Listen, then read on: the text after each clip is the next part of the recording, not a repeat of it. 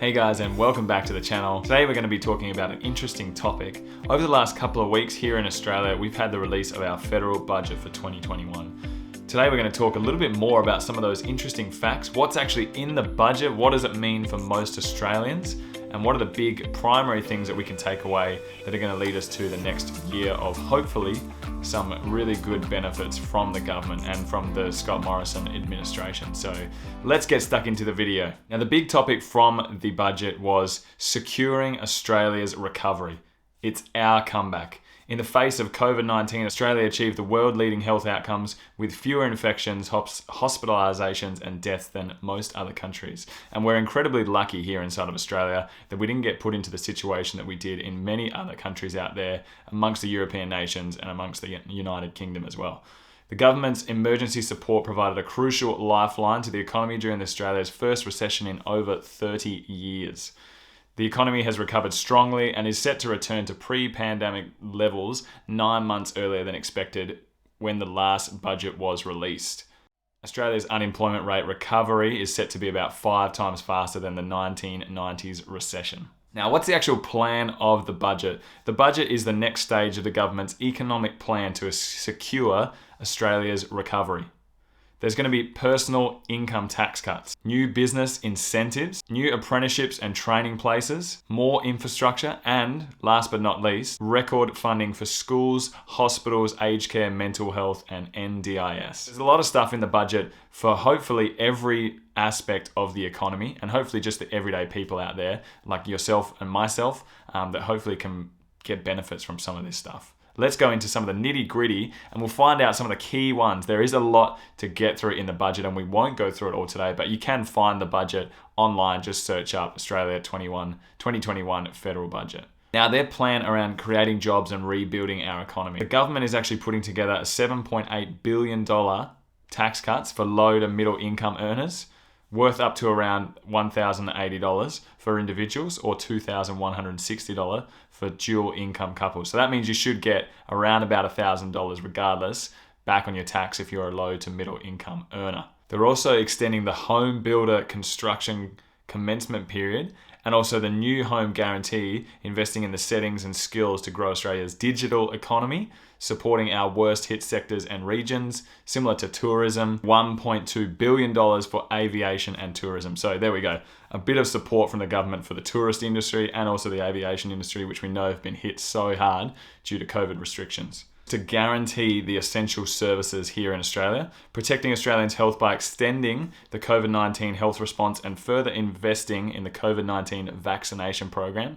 Well done for the start of that, ScoMo. We obviously hadn't had the best time in getting started with our COVID-19 rollout, but hopefully there's room for improvement in the future. There's also looking to provide $17.7 billion to fund aged care reforms and ensure that older Australians are treated with respect, care and dignity. $2.3 billion in improved and expanded mental health care and suicide prevention, and investing in our preschools, safety and economic security, addressing violence against women and children, ensuring Australian workplaces are free from sexual harassment, improving the accessibility and quality of women's health services, and strengthening women's economic security by improving affordability of childcare and supporting employment and women's financial security in general. So great stance there from ScoMo to put that forward for women and hopefully provide some support from the government. Fiscal outlook for 2021 into 2022.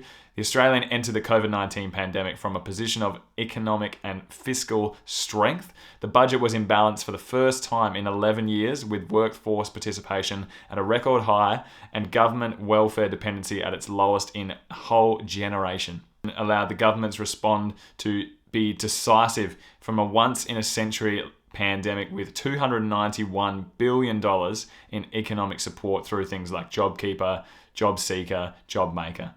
The strong economy or the strong economical position that we're in and low unemployment, the government will be able to deliver on its medium-term strategy of stabilising and then reducing debt as a share of GDP over time.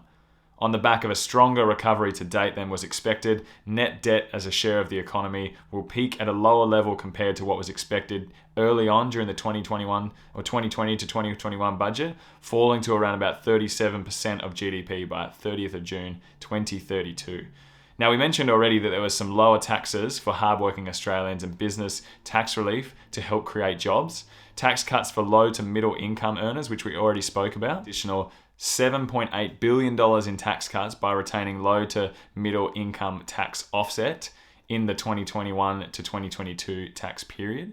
The incentives of business to help create jobs, the government's going to extend temporary full expensing for an additional year until 30th of June 2023 and carry back temporary losses to be extended into the 2022 and 2023 income year. Now, we mentioned a bit about construction. Now, that is where Australia is headed at the moment, and especially if you're probably anywhere in Australia, you're going to be hearing about housing. So supporting construction jobs and helping with home ownership, the home builder grants have been a highly successful program supporting construction activity and jobs within the industry. Over 120,000 Australians have applied for the Home Builder Grant, which is expected to support over $30 billion in residential construction activity.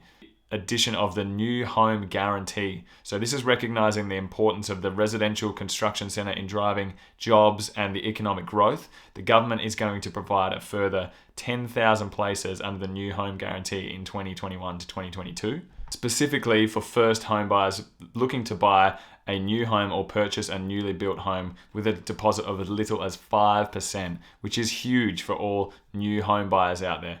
Also, the addition of the Family Home Guarantee, which is going to be support for single parents with dependents, regardless of whether they're a first home buyer or a previous owner-occupier. From July 1st, 2021, 10,000 guarantees will be available over 4 years to single parents with dependents to build or purchase a new existing home with a deposit of as little as 2%. So that pretty much wraps up some of the biggest stuff I feel from the 2021 budget. Some of the stuff for new home buyers, construction industry, tax cuts for all individuals and all businesses, small to medium size, and also a hell of a lot of stuff in there for women, supporting economic and help supporting security within the industry.